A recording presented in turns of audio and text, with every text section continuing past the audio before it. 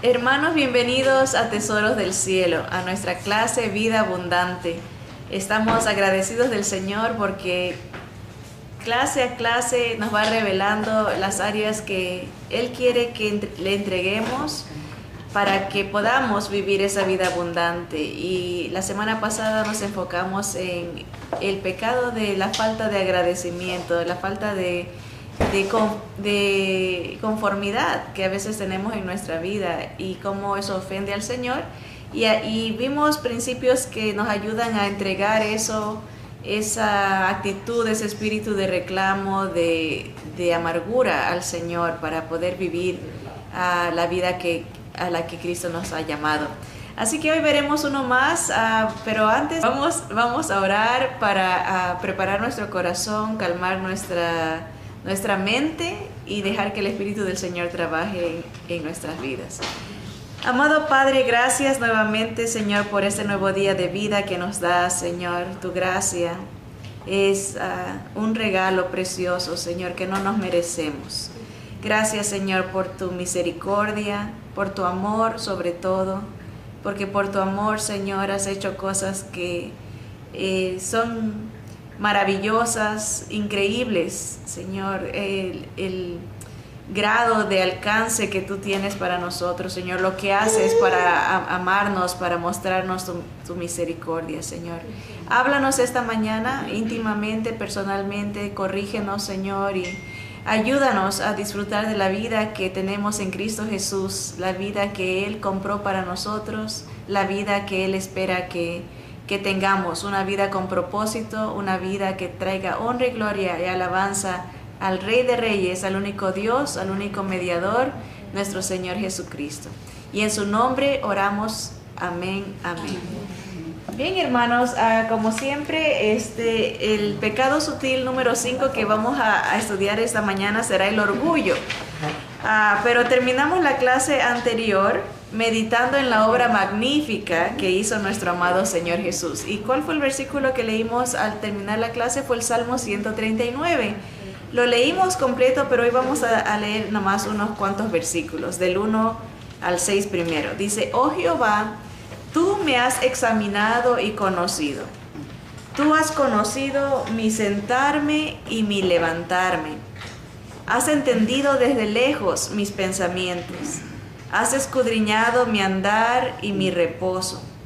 Y todos mis caminos te son conocidos.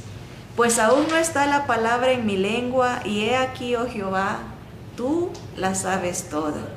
Detrás y delante me rodeaste, y sobre mí pusiste tu mano. Tal conocimiento es demasiado maravilloso para mí, alto es, y no lo puedo comprender.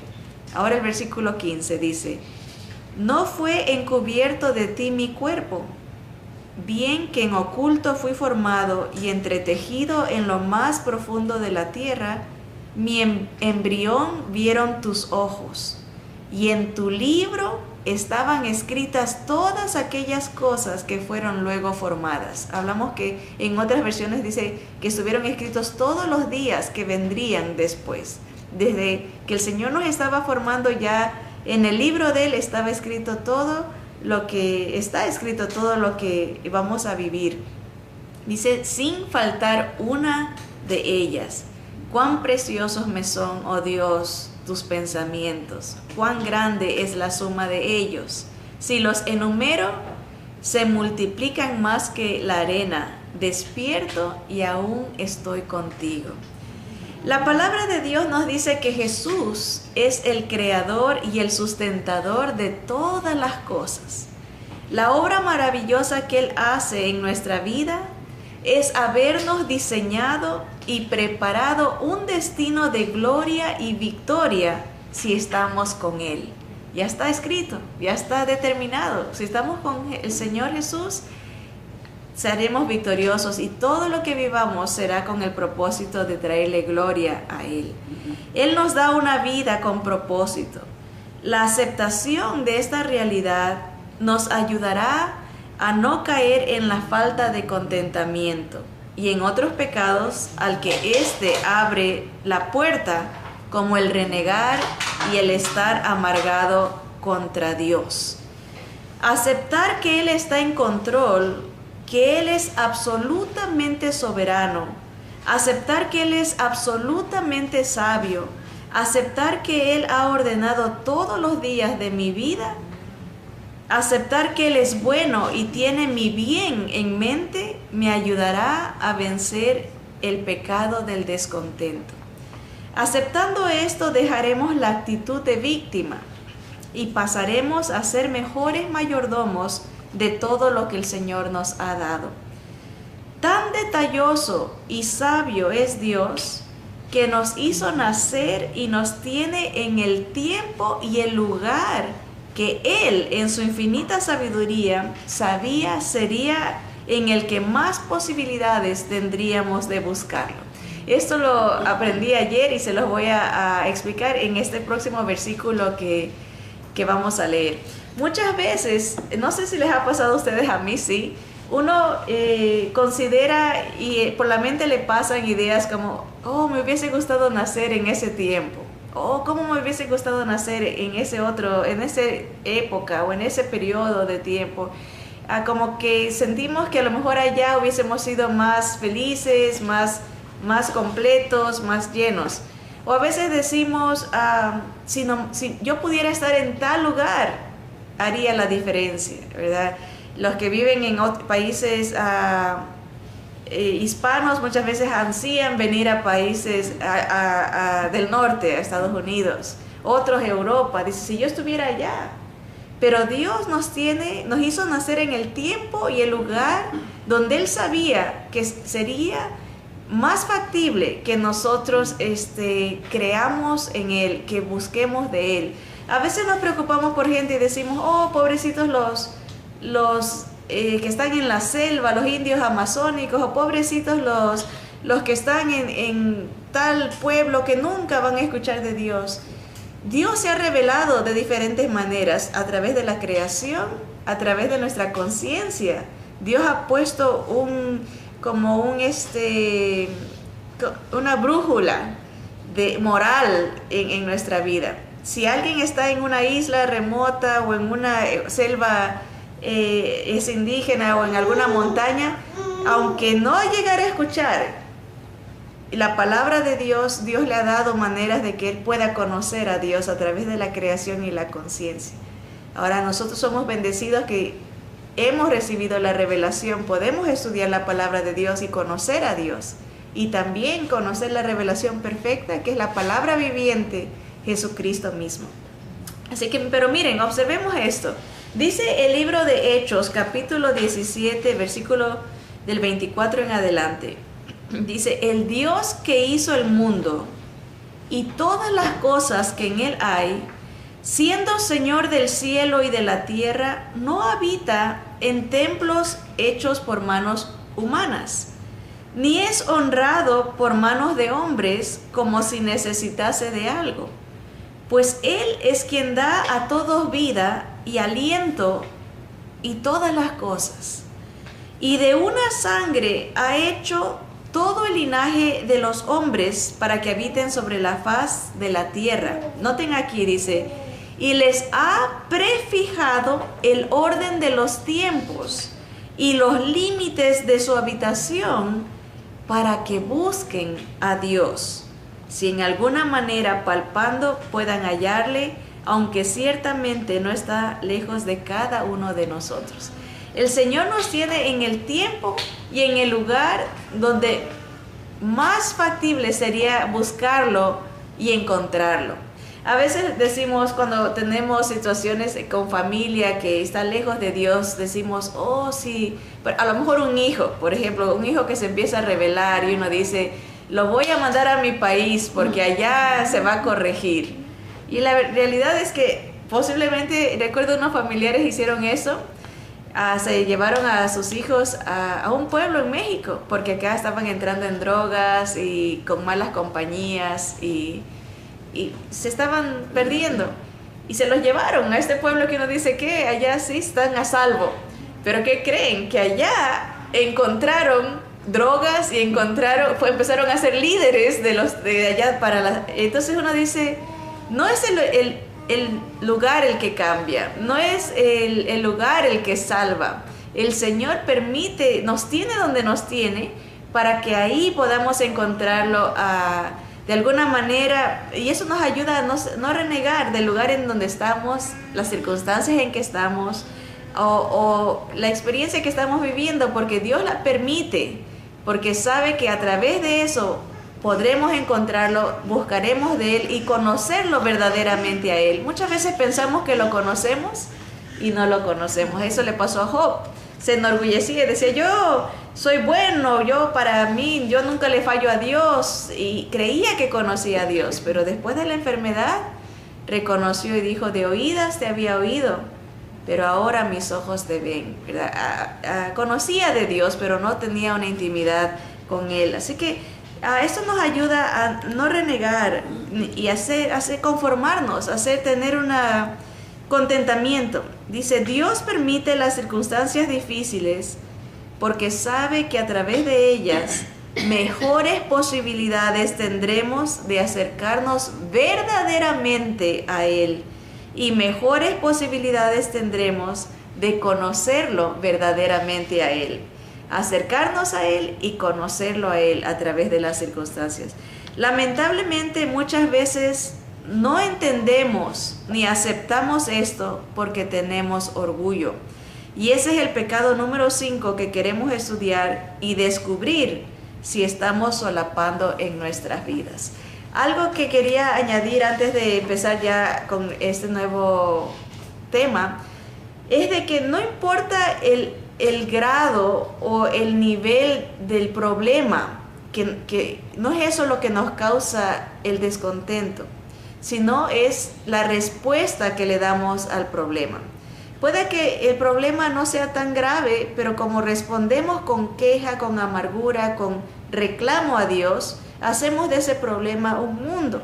Entonces no es el nivel ni el grado del problema el que es el problema, sino es nuestra actitud, es la respuesta. Hay gente que está pasando por problemas que uno diría, ¿cómo es posible que tengan paz en ese problema? Pero es que no son ellos, es el Señor en ellos. Les doy un ejemplo. Hace unos años atrás nos tocó conversar con un muchacho en el tiempo de evangelismo, que uno salía a tocar puertas, y nos recibió contento, nos hizo pasar. Justo ese día la esposa lo había dejado, se había llevado a los hijos y vivía en una casa muy linda. Él tenía talento y había él hecho cosas muy bonitas dentro de la casa para decorar. Tenía una casa muy hermosa, pero él estaba muy triste, enfocado, respondiendo con falta de contentamiento a esta situación. Claro, uno diría, claro, pues lo acaba de dejar la esposa y los hijos, estaba en mucho reclamo y queja.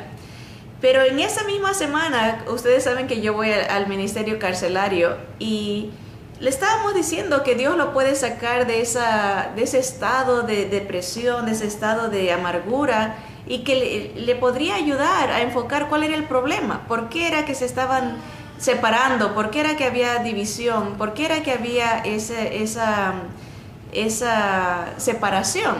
Pero él seguía enfocado en la amargura, y me recordé que esa semana había ido a la cárcel, y le dije, mira, en la cárcel las mujeres que vamos a ministrar están en un espacio de más o menos 3 metros, 3 por 6, máximo 3 por 7. La celda es 3 metros, está un inodoro para que hagan del baño ahí mismo, no hay cortina, no hay nada, ahí está, y una cama, 3 por 6. Le digo, y ahí, en ese lugar, podemos encontrar gente que está con el Señor Jesús, que se ha arrepentido, que ha reconocido a Jesús como su único Salvador, el Rey de sus vidas, y encuentran la paz y el propósito de sus vidas llenas de paz y de gozo en ese lugar, donde han perdido privacidad, han perdido el tiempo.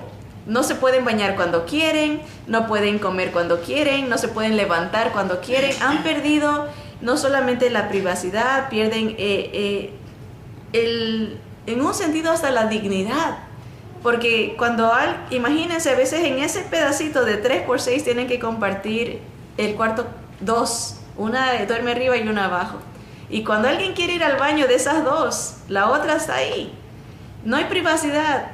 Digo, y encontrar felicidad o satisfacción, no tanto felicidad, pero satisfacción, llenura en un lugar así, porque se tiene al Señor en su vida. Es un ejemplo de que para Dios no hay nada imposible. Y le dije, mira, tú aquí tienes grandes bendiciones y estás que te quejas. Tienes comida, lo que quieras. Dios te dio una familia. Y yo no sé la situación de tu vida, pero parecía que la esposa se había ido porque quería más, a pesar de lo que tenía y lo que Dios le había dado. La cosa fue que nos quedamos hablando mucho con él y él dándole palabra, dándole ánimo. Normalmente nos dicen que no nos debemos de quedar más de las 8:30 cuando uno sale a tocar puertas, entre 8:30, máximo 9, como exagerando. Y él fue la única vez que el grupo nos quedamos hasta las 10 de la noche con él conversando. Fuimos los últimos en regresar. Bueno, como después de un mes yo estaba en un Walmart, en un mercado, y a lo lejos vi a un muchacho que me veía y yo dije, ¿quién será? Y era este muchacho, pero ya estaba con la esposa, que se habían reconciliado en cuestión de un mes y había recuperado lo que el Señor quería que él tenga. Pero la idea es esa, ¿no? A veces tenemos muchas cosas, bendiciones de Dios, y no las apreciamos porque vemos nomás las bendiciones y no al dador de las bendiciones. Nos concentramos en querer más y más y no en entregarle a Él nuestras vidas para encontrar la satisfacción y la llenura. Y otros que no tienen nada, encuentran la satisfacción en Cristo y no tienen esa actitud de falta de contentamiento, ese pecado. Así que no es el grado ni el nivel del problema el que determina si podemos estar en falta de contentamiento, sino es nuestra respuesta. Porque sea que estemos en lo más, en una enfermedad, en una situación imposible para otros de encontrar satisfacción, teniendo al Señor, podemos encontrar la llenura y la satisfacción que solamente Él puede dar. Así que toma una actitud humilde, esa aceptación, ese reconocimiento, esa respuesta diferente es la que el Señor quiere que tengamos para combatir esa falta de contentamiento. Muy bien, ahora vamos a ver el orgullo. Isaías 66, del 1 y 2 nos dice: Jehová dijo así: el cielo es mi trono y la tierra estrado de mis pies. ¿Dónde está la casa que me habréis de edificar y dónde el lugar de mi reposo? Mi mano hizo todas las cosas, y así todas estas cosas fueron, dice Jehová. Pero miraré a aquel que es pobre y humilde de espíritu, pobre de espíritu y humilde de espíritu, y que tiembla a mi palabra. Dios se deleita en tener comunión con el que se humilla, con el que reconoce su estado pecaminoso y la necesidad que tiene de Dios. Dios dice: yo miraré, voy a estar con esa persona que es humilde de espíritu, que es pobre de espíritu, que no se llena de orgullo, se enaltece, es la palabra, no se enaltece, sino que se siente pobre, necesita de Dios. Con esa persona voy a estar, dice el Señor, y con el que tiembla, con el que respeta, con el que admira mi palabra. Esa es la característica de alguien que Dios mira, que Dios bendice. Vamos a ver algunas características del orgullo. Y en esta mañana, si el Señor permite, vamos a ver 4. El orgullo moral, el orgullo doctrinal, el orgullo del éxito y el orgullo del espíritu independiente, ¿verdad? El moral. Vamos a empezar con el orgullo moral. Jesús nos habla de la historia de un fariseo, una ilustración que dio el Señor. Miren, en Lucas 18, 9 al 11 dice: a unos que confiaban en sí mismos como justos y menospreciaban a otros. Les dijo esta historia, esta parábola. 2 hombres subieron al templo a orar. Uno era fariseo y el otro publicano. El fariseo, puesto en pie, oraba consigo mismo de esta manera: Dios, te doy gracias porque no soy como otros hombres, ladrones, injustos, adúlteros, ni aún como este publicano. Esta parábola el Señor, muy interesante, nos dice desde la perspectiva de Dios. Por fuera uno puede verse muy bueno, muy santo, por decirlo así, pero Dios conoce los pensamientos. Hemos leído eso. Él conoce nuestro levantarnos, nuestro sentarnos. Él conoce todo. Ni siquiera sale la palabra de nuestra boca y Dios ya conoce nuestras intenciones. Y desde la perspectiva de Dios, Él ve lo que nosotros no vemos. Cuando alguien ora, por ejemplo, cuando ora con una actitud de menosprecio hacia otros, ¿verdad? Miren, esta historia, esta parábola se la da exclusivamente, dice así, a los que confiaban en sí mismos como justos y menospreciaban a los otros. Ese es el orgullo moral, de uno sentirse superior a los demás, más justo, más perfecto, ¿verdad? Y el Señor, sabemos que aquí dice, esa oración, oraba consigo mismo. Dios no la estaba oyendo, Él mismo se estaba halagando: no soy como yo diezmo, yo voy a la iglesia, yo hago esto, y este es un ladrón, un injusto. Pero la parábola nos dice que el publicano no quería ni levantar sus ojos al cielo y se golpeaba a sí mismo y decía: Señor, sé propicio a mí, pecador, ten misericordia de mí. Y el Señor dice: les digo que justificado se fue el segundo, el publicano, el que se humilló, el que reconoció su necesidad de Dios, que el otro, que se creía mejor, que se creía más justo, ¿verdad? Y esto enfureció obviamente a todos los religiosos del tiempo del Señor Jesús, porque sabía que les estaba diciendo esto por ellos, porque por fuera se veían bien, pero por dentro Dios sabía lo que estaba pasando. Y ese es algo que el Señor nos llama a tener cuidado. Miren Romanos 2:21. Dice: tú pues, que enseñas a otro, ¿no te enseñas a ti mismo? Tú que predicas que no se ha de hurtar, ¿hurtas? Muchas veces, por eso el Señor dice que no nos hagamos maestros tan fácil los unos de los otros, porque mayor responsabilidad llevamos los que enseñamos, porque a veces tenemos la tendencia de predicar de aquí para allá y de no aplicar las enseñanzas a uno mismo, ¿verdad? Y vemos a estos tiempos este tipo de predicaciones tan acusativas, de gritos y de amenazas, que pecador, te vas a ir al infierno, cuando en realidad todos estamos en el mismo vagón, por decirlo así. Estamos en la misma situación. Todos hemos pecado, todos tendríamos que irnos al infierno. Gracias al Señor que Él en su gran misericordia paga nuestra deuda, sufre nuestro castigo, para que a través de la fe en Él podamos nosotros ser salvos, porque no hay otro Dios ni otro mediador entre Dios y los hombres más que Jesucristo hombre. Bien claro las Escrituras, no hay otro, solo hay uno, Jesucristo hombre, ¿verdad? El Dios encarnado.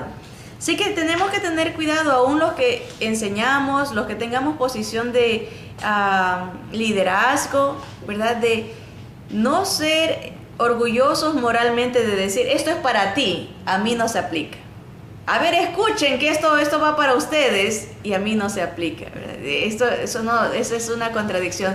Hay gente que muy achacadora, a veces dice: esta predicación va a ser un hacha y machete, como que si está en la posición la persona moralmente superior para atacar a otros, y debemos de cuidarnos de eso. Miren lo que dice Santiago 4:6.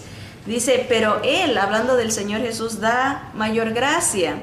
Por esto dice, Dios resiste a los soberbios y da gracia a los humildes. A Dios es como, hay a veces hay una actitud que tienen los jóvenes o los niños cuando que le dicen, en inglés le dice talk to the hand, háblale a la mano. Cuando no quieren escuchar lo que uno le está diciendo, le dice háblale a la mano.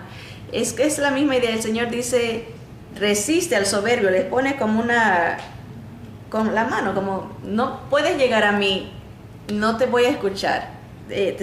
Hace lo aleja al que es creído en sus propias, de su propia justicia. Dice, pero da gracia y regalos no inmerecidos a los humildes. Primera de Pedro 5:5 dice, igualmente jóvenes, estad sujetos a los ancianos y todos sumisos unos a otros, revestidos de humildad, porque Dios resiste a los soberbios y da gracia a los humildes.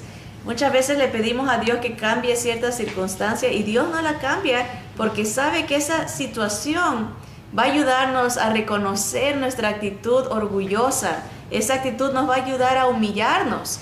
Hasta que no nos logra ese propósito, el Señor levanta, quita esa resistencia entre el soberbio y levanta, como quien dice, la comunión, ¿cómo se dice eso cuando hay una libertad de comunicación? Una libre comunicación. Mientras esté la persona orgullosa, creyéndose mucho, el Señor, no hay libre comunicación. Está ahí la mano de Dios resistiendo al soberbio. Pero cuando la persona se humilla y reconoce su estado de necesidad de Dios, Dios baja esa mano y hay libre comunión. Y sabemos que va a bajar esa mano cuando ve a su Hijo Jesús, cuando ve la presencia de su Hijo en la persona. El Espíritu de su Hijo es el que nos da acceso a su presencia. Ahora sigamos, el orgullo moral, ese es uno. Ahora, este orgullo se da con actitudes que dan a entender que somos más morales que los demás, cuando debemos de reconocer que es por la gracia de Jesús que hemos sido perdonados, que hemos sido aceptados y que hemos sido renovados. No por nosotros, es por Jesús. La humildad, nadie puede humillarse a uno mismo si es que no está el amor de Dios derramado en uno. Es la presencia de Dios la que nos hace reconocer nuestra necesidad y la que logra que tengamos comunión con nuestro Padre. El Salmo 51:5 dice, he aquí, en maldad he sido formado y en pecado me concibió mi madre. No es por nosotros, no es que nosotros alcanzamos a un nivel superior a otros por nosotros mismos. Esdras capítulo 7 nos da la historia de este siervo de Dios, Esdras. Miren lo que dice el versículo 10 de él. Dice, porque Esdras había preparado su corazón para inquirir la ley de Jehová, para estudiarla, para memorizarla, para profundizarse en ella y para cumplirla. Él se había propuesto, voy a agradar a Dios. Era la mente de Esdras. Voy a estudiar la palabra de Dios para conocer a Dios, sus deseos, su voluntad, su ley, y voy a practicarla para agradarlo a Él. Miren, dice, y para enseñar en Israel sus estatutos y decretos. ¿Verdad? Él estaba decidido a vivir una vida que agradara a Dios, no solamente estudiando la palabra, pero también enseñándola. Ese era Esdras. Pero miren en el versículo 6 del capítulo 9, es más adelantito, la historia nos dice que Israel pecó. Y esto fue la respuesta de Esdras. Dice, y dije, Dios mío, confuso y avergonzado estoy para levantar, oh Dios mío, mi rostro a ti. Porque nuestras iniquidades se han multiplicado sobre nuestra cabeza y nuestros delitos han crecido hasta el cielo. Esdras pudo haber atacado al pueblo de Israel, a los pecadores, y decir, ustedes, pecadores, váyanse al infierno, ustedes que por su culpa estamos en esta situación, por su culpa de que su desobediencia estamos en estas circunstancias de dolor. Pero no, no hay reclamo, no hay acusación. Él mismo dice, nosotros te hemos fallado, Señor. Nuestras iniquidades, nuestras ofensas se han multiplicado y están sobre nuestra cabeza. Nuestros delitos han crecido hasta el cielo. Esa es la respuesta de una persona que tiene la humildad del Señor, cuando empieza a reconocer, porque la realidad es que a veces condenamos y criticamos, juzgamos y no entendemos que esos mismos pecados, nosotros estamos susceptibles a esas respuestas, a esos pecados, a esa rebeldía, porque en pecado hemos nacido y hemos sido formados. Los pecados que nos escandalizan es los que más propensos estaríamos si se nos presentara la oportunidad. Esta semana estaba conversando con mi hija, de a veces nos ponemos a conversaciones profundas de análisis, porque tiene su punto de vista como joven en esta sociedad y uno también tiene sus puntos de vista como más maduro y empieza a dar el dime que te diré, esto es lo que yo veo, esto es lo que yo creo. Y le comentaba yo a ella que hablando de cómo uno sí puede llegar a hacer ciertas cosas, ella me decía, fíjate que a veces la gente se justifica detrás del licor y dice, hice esto porque estaba borracho, hice esto porque perdí el control por tal droga.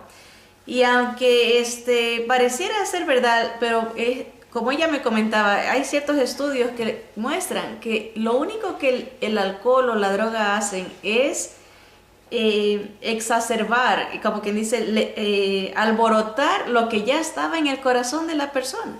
Por ejemplo, si una persona es peleonera y uno lo ve tranquilito y lo único que va a hacer el licor es aflorar lo que ya estaba en el corazón. Si alguien mata, no es porque se hizo asesino en el momento que tomó, simple y llanamente eso le sacó a aflorar lo que ya la persona es en su corazón, ¿verdad? Y eso nos lleva a pensar, a veces nosotros cuando criticamos, no conocemos las circunstancias en que esa persona está, pero si nosotros estuviéramos en esa situación, muy posiblemente haríamos lo mismo. Sí, porque es acerca del corazón el problema. Aflora lo que está en nuestro corazón, sea egoísmo, sea autosuficiencia, sea maldad, por eso dice aquí, tú que enseñas que no robes, a veces robas, porque está en tu corazón esa situación. Entonces, Esdras entendía esto, que no se trataba nomás de condenar a otros, sino de analizarse uno mismo y pensar, ¿qué tan lejanos estamos de Dios? ¿Qué tan pecadores en realidad somos? Y miren, Esdras nos da un ejemplo de humildad. Cuando él se incluye en las ofensas e iniquidades del pueblo, no muestra un espíritu de desprecio hacia los demás. Es que la humildad está en reconocer que todo lo que somos es por la gracia de Jesús. Nadie es moralmente correcto de manera natural. Nadie, todos hemos pecado. En vez de sentirnos moralmente superiores a quienes practican pecados groseros que condenamos, deberíamos sentirnos profundamente agradecidos con Dios porque por su gracia nos ha guardado y nos ha salvado de este estilo de vida. No necesariamente porque, bueno, vamos a decir, eso era lo que estaba haciendo el fariseo, ¿no? Gracias Dios porque no soy como este. No es en esa gratitud que estamos hablando, sino un profundo reconocimiento de que nosotros también estábamos ahí. Nosotros también somos como el que estamos condenando. delante de la presencia de Dios, delante de la santidad de Dios, nosotros también estamos a ese nivel. Nosotros también necesitaríamos ser castigados, pero es por la gracia de Dios que tenemos a Jesús en nuestras vidas. Y rogar por ellos, que el Señor también los alcance, que el Señor también los perdone, los cambie, los regenere, que el Señor también los acepte a través de Jesús. Así que tenemos que tener cuidado si acaso en nuestra vida nos encontramos condenando, despreciando a otros. Pensar, bueno, Señor, gracias porque me has librado. Manténme cerca tuyo para no llegar a ese nivel. Manténme a Jesús en mi vida.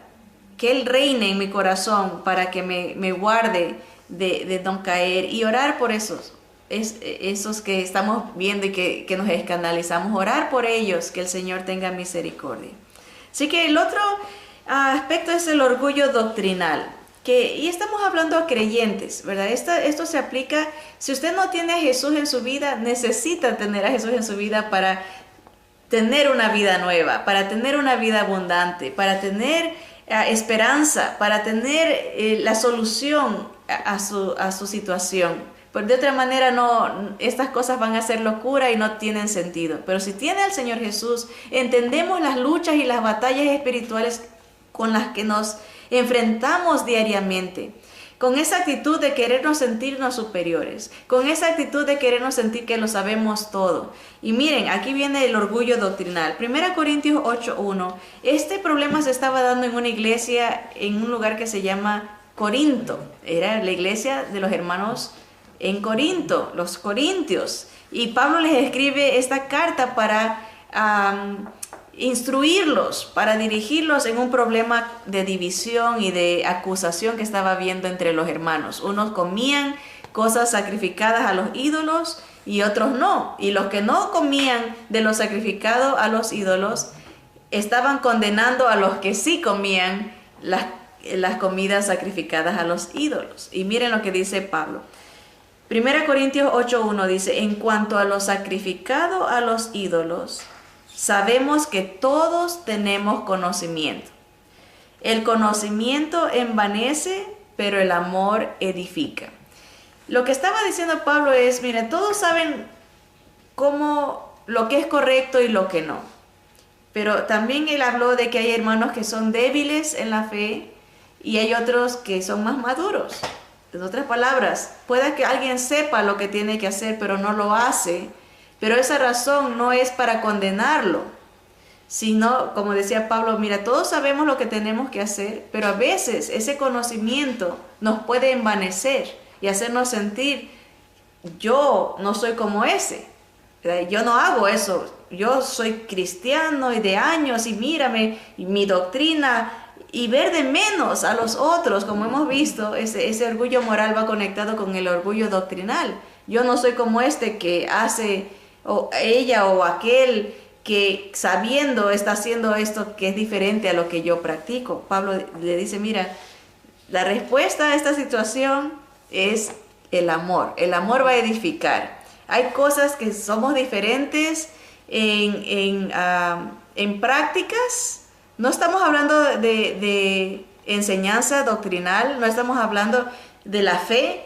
La fe es pura y es única, solo hay un evangelio, solo hay una verdad. Jesús es la verdad, Jesús es el camino y Jesús es la vida. Eso no se discute. Estamos hablando de prácticas, a veces tradiciones que hacemos como denominaciones, como tal vez grupos, ¿verdad? Tenemos diferentes estilos de conducir ciertas actividades. Porque esto no tenía nada que ver con doctrina de salvación, tenía que ver con prácticas. Hay hermanos aquí que les gusta comer puerco, por ejemplo. Hay otros que no. Entonces, pero el que no come, no achaque al que come, déjelo comer tranquilo. Eso es lo que está diciendo Pablo, déjelo que disfrute. No hay que por qué estarnos condenando unos a otros. Dice, aquí el conocimiento envanece, pero el amor edifica. ¿Para qué tanto traer abajo a otros? Es la idea. Y es la realidad. A veces nos ponemos, oh, que estos cantan de esta manera. O mira cómo se viste de esta manera. O mira aquel el pelo cómo lo trae. Eso no tiene nada que ver con la salvación.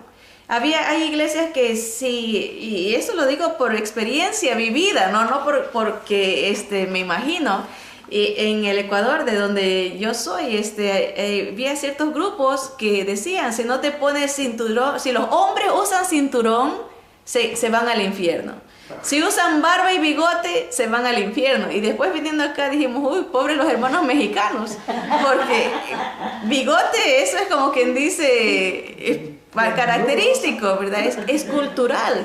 Pero por eso dice Pablo, no nos vayamos cuando nos metemos en cuestiones de cultura, de prácticas, nos vamos a sentir superiores doctrinalmente y nos va a causar envanecimiento, orgullo, y eso no debe de ser así. O que este cristiano tiene televisión, el otro no tiene, el que tiene se condenó porque tiene... No, dice Pablo, el conocimiento envanece, el amor edifica. No es que estemos promoviendo el error ni la ignorancia, no estamos hablando de doctrinas fundamentales, básicas para la salvación, pero si el Señor nos ha dado la bendición de conocerlo y entender sus verdades más profundamente, no es porque somos mejores que otros o para hacer de menos a los demás, sino para que seamos de bendición a otros, no para vanagloriarnos. En otras palabras, el Señor nos da la oportunidad, si nos bendice con conocimiento, con tal vez ciertas prácticas, nosotros bendecir al Señor, porque es por Él que tenemos esas cosas, esas ideas, esos proyectos. No nos lo ha dado para sentirnos superiores y para condenar a los demás. Así que hay que tener cuidado en ese aspecto del orgullo doctrinal. El orgullo del éxito, que es el deseo desmedido de que se nos reconozca. Eso es orgullo. Al que debemos de reconocer siempre es al Señor. A veces tenemos esa tendencia de que queremos que nos den reconocimiento, que digan, por ella fue que se hizo esto. Hay hermanos que les gusta, por ejemplo, poner placas. Cuando hacen algo, que se le ponga la fecha en una plaquita de bronce. La hermana tal y tal hizo esto, en memoria de ella estamos poniendo este reconocimiento. Buscamos la atención, buscamos el levantamiento en el sentido de como la exaltación personal, y eso es pecado. El que debe ser reconocido, el que debe ser exaltado es el Señor.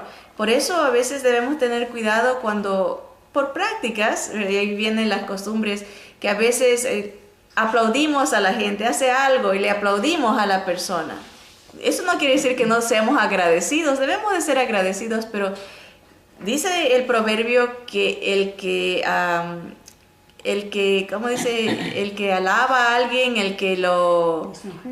¿cuál es? Lisonjea. Lisonjea. Sí, el que lisonjea tira un lazo a esa persona. Cuando le venimos, ay, me encanta estar contigo porque solo tú tienes palabras adecuadas.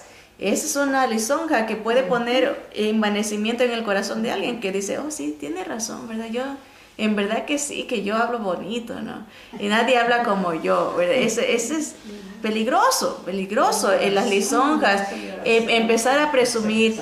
Y ese deseo desmedido, porque todos queremos que nos reconozcan de cierta manera, pero cuando ya llega a un nivel desmedido, que solamente quiere atención la persona y reconocimiento, ese es un orgullo y del éxito. Filipenses 2:13 al 15 nos dice, porque Dios es el que en vosotros produce así el querer como el hacer, por su buena voluntad. Si alguna vez se nos viene una idea y la podemos hacer, es porque Dios nos puso esa idea y nos dio la habilidad para hacerlo. Cualquier cosa viene de Dios, el querer como el hacer, todo, y es por la buena voluntad de Dios que se complace en concedernos ese don esa habilidad, ¿qué será? Como, aparte de habilidad, talento, un talento que Dios da. Miren, dice, versículo 14, por esa razón, porque Dios es el que da el querer como el hacer, dice, haced todo sin murmuraciones y contiendas. Porque cuando uno se pone a ver, oh, este hermano hizo eso mal, estamos diciendo, miren, si Dios le dio a él la capacidad de hacer, de querer y de hacer, esa es la capacidad que Dios le ha dado a esa persona. Si lo murmuramos y criticamos, estamos murmurando en contra de lo que Dios le ha dado. Porque si le criticamos, no sirvió lo que tú haces. Estamos diciendo, a la larga, echando como dijo Adán, la mujer que tú me diste, ¿verdad? Se le está echando la culpa a Dios a la larga. Sí, achacaba a Eva, pero le está diciendo lo que tú estás dando no sirve, ¿verdad? Y eso a veces hacemos cuando criticamos lo que otros hacen, le estamos diciendo que a Dios, que no le ha dado, no lo ha hecho como uno quisiera. En un sentido estamos condenando, poniéndonos en superiores aún a Dios. Haced todo sin murmuraciones y contiendas. Porque cuando hacemos eso, estamos diciendo, yo lo haría mejor. Esa es la realidad. Yo hubiese pensado mejor que él, hubiese planeado mejor que ella, hubiese terminado las cosas mejor que él. Digamos que sea verdad. Digamos que sí, Dios nos ha bendecido con mejores habilidades y talentos que a otros, porque Dios reparte como Él quiere. Digamos que sea verdad. Pero eso no debe de ser la actitud, porque debemos de reconocer al Señor primero y no ponernos nosotros por delante. Si hacemos eso de no murmurar y de no condenar, no andar en contiendas, porque reconocemos que todo viene de Dios, miren el versículo 15 dice, seremos irreprensibles y sencillos, hijos de Dios sin mancha, en medio de una generación maligna y perversa, en medio de la cual resplandecéis como luminares en el mundo. Una manera de estudiar la palabra es de ver las cosas de una manera negativa. El contraste, por ejemplo, si Dios nos dice, si haces estas cosas vas a ser irreprensible, sin mancha, sencillo, hijos de Dios, que alumbra en una comunidad perversa. Si lo vemos negativamente, nos está diciendo el Señor que cuando murmuramos y andamos en contiendas, criticando a otros, somos reprochables, o sea, no somos irreprensibles. Va a haber cosas que la gente nos pueda reprochar. No vamos a ser sencillos, no vamos a hacer luz, no vamos a estar sin mancha, porque la gente tendrá algo de qué agarrarse y decir, mírala, tanto que dice de Dios y mírala lo que dice. Mira lo que hace. Nos ponemos vulnerables a traerle afrenta al Señor por una actitud orgullosa, una actitud de querer el éxito para uno nomás, la atención, el reconocimiento para uno, y el Señor dice no, eso no debe de ser así. 1 Corintios 4, 4-7, miren, otra vez nos enfatiza Pablo, dice, él decía, porque aunque de nada tengo mala conciencia, no por eso soy justificado, pero el que me juzga es el Señor. Así que no juzguéis nada antes de tiempo, hasta que venga el Señor, el cual aclarará también lo oculto de las tinieblas y manifestará las intenciones de los corazones. Y entonces cada uno recibirá su alabanza de Dios. Pero esto, hermanos, lo he presentado como ejemplo en mí y en Apolos, por amor de vosotros, para que en nosotros aprendáis a no pensar más de lo que está escrito, no sea que por causa de uno os envanezcáis unos contra otros. Porque ¿quién te distingue? ¿O qué tienes que no hayas recibido? Y si lo recibiste, ¿por qué te glorías como si no lo hubieras recibido? El enfoque es Dios. Si tienes algo, lo recibiste por el Señor. Si no lo tienes, el Señor no te lo ha dado. pero no trates de hacer ver que es por ti, es lo que está diciendo Pablo, porque a la larga el Señor va a juzgar nuestros corazones al final. Aunque por fuera se vea como que lo hicimos de buena voluntad, el Señor sabe cuando no. El Señor sabe cuando lo hacemos para nuestro exaltamiento, ¿verdad? Y eso tenemos que tener cuidado de ese tipo de orgullo, del orgullo del éxito.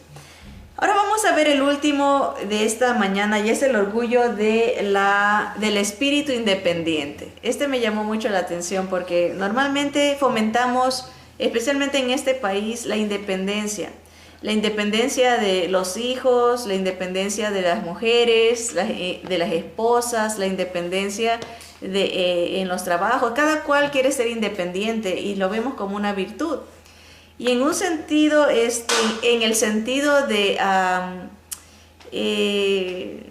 no ser carga tal vez para otros, es bueno tener esa mentalidad de salir adelante, ser independiente, pero vamos a ver cómo es peligroso el ser independiente en el campo espiritual.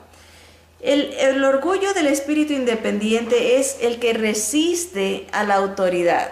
Ahí se convierte en orgullo, cuando hay una resistencia a la autoridad, resistencia al liderazgo espiritual y a la enseñanza. Estamos hablando en el aspecto espiritual.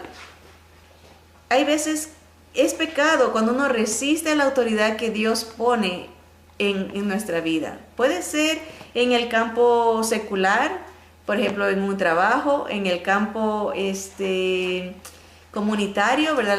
Los líderes que el Señor pone, el Señor nos manda a orar hasta por el presidente, por el rey, ¿verdad? Orar por la autoridad que Dios ha puesto, ¿verdad? Y los policías, hay autoridades que están ahí para poner orden.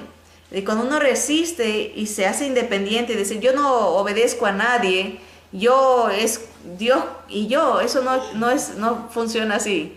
El Señor nos enseña, pone las autoridades para enseñarnos a ser sumisos, porque si no podemos ser sumisos al que vemos, ¿cómo vamos a ser sumisos al que no vemos? ¿Verdad? Es una lógica, lo práctico. El Señor pone instituciones para que aprendamos a la obediencia, ¿verdad? Por ejemplo, la institución familiar pone un padre, una madre, para que los hijos aprendan sumisión desde chiquitos, aprendan humildad, ¿verdad? Pero cuando hay pecado y hay quebrantamiento en las simientes, las instituciones que Dios pone, por ejemplo, pone la iglesia, los líderes, los maestros, para que aprendamos obediencia al Señor. Asimismo, son figuras, son maneras que Dios nos equipa, nos prepara para aprender sumisión a Él. Pero el problema del orgullo, de esta independencia espiritual, es cuando no se quiere someter a las instituciones que Dios ha puesto, ni aprender de nadie. No hay resistencia a la autoridad y resistencia al liderazgo y a la enseñanza. El orgullo de un espíritu independiente se manifiesta en creer que lo sabe todo y en no someterse a los que son más maduros que uno. Y esto va en aspectos prácticos, ¿verdad? Por ejemplo, a veces en la vida uno va pasando por ciclos, ¿verdad? Cuando uno está fuerte, tiene más libertad de ser independiente, y uno se va resistiendo a medida que va avanzando en edad a los cambios que vienen. Esa resistencia de reconocer las limitaciones, reconocer que otros saben más que uno. Ese es un orgullo de un espíritu independiente, que yo quiero hacer como yo digo, y si no se hace como yo digo, no se hace, ¿verdad? Esa es la actitud que a veces tenemos, y eso el Señor lo resiste. Eso no quiere que tengamos esa actitud. Miren, aquí dice, el error del que tiene un espíritu independiente es no tener un espíritu enseñable, un espíritu que aprende, que se deja instruir. Por la gracia de Dios, en este camino en este andar con Él hemos tenido la oportunidad de servir en diferentes ministerios y conocer a mucha gente, de diferentes niveles educativos y de diferentes niveles espirituales. Y Dios me ha permitido, por su gracia, aprender esto del espíritu independiente, porque lo he podido ver en diferentes ministerios que he estado. Yo les he comentado que uno de los ministerios que más bendición ha traído a mi vida es el ministerio de evangelismo, porque los hermanos que están ahí, aunque somos de diferentes culturas, diferentes posiciones sociales, diferentes posiciones educativas, todos bajo el liderazgo del Espíritu del Señor, aprendemos a aprender. Aprendemos a humillarnos. Tienen un lema ellos que tal vez en español no se pueda entender tan bien como en inglés, con 3 siglas. Ustedes saben que en inglés gordo se dice fat, F-A-T. Y ellos dicen, tenemos en este ministerio que ser gordos, fat. Faithful, que es fieles al Señor. Available, F-A-T. Faithful, available and teachable. Fieles, disponibles y enseñables. Y eso es tan importante en todos los ministerios. Ser fiel al Señor y a la responsabilidad, al privilegio que Dios nos da. Estar dispuestos a ser usados por el Señor de la manera que Dios quiera en ese ministerio. A veces nos va a usar desde arriba o a veces desde abajo. A veces en una posición enseñando o a veces en una posición aprendiendo. A veces, ¿qué les puedo decir? En una posición de admiración o a veces en otras no, atrás del telón. A lo mejor en una computadora, a lo mejor en una, donde nadie nos ve. Y yo me recuerdo, por muchos años estuve dirigiendo la alabanza en la iglesia, donde todo lo ven a uno, cómo canta, cómo se viste, cómo toca el piano, a veces Dios lo usa ahí, enfrente, y uno tiene que ser fiel, dispuesto y enseñable, aprender en todas las áreas donde está, pero a veces Dios nos tiene atrás del telón, consejería, uno a uno, aprendiendo. Ser receptivos, tener un espíritu enseñable, es lo contrario a un espíritu independiente donde se dice, yo hago las cosas como yo digo y nadie se meta conmigo. Ese es un espíritu orgulloso, independiente de otros, independiente de Dios. Pero el Salmo 75, 4, 7 nos dice, Dios, dije a los insensatos, no os infatuéis. Y a los impíos, no os enorgullezcáis, no hagáis alarde de vuestro poder, no habléis con cerviz erguida, porque ni del oriente ni de occidente, ni del desierto viene el enaltecimiento, mas Dios es el juez, a este humilla y a aquel enaltece. ¿Verdad? Viene de Dios. El Señor dice, humíllense delante de la presencia del Señor y Él os exaltará. Viene de Dios el darnos una posición o el quitarnos esa posición.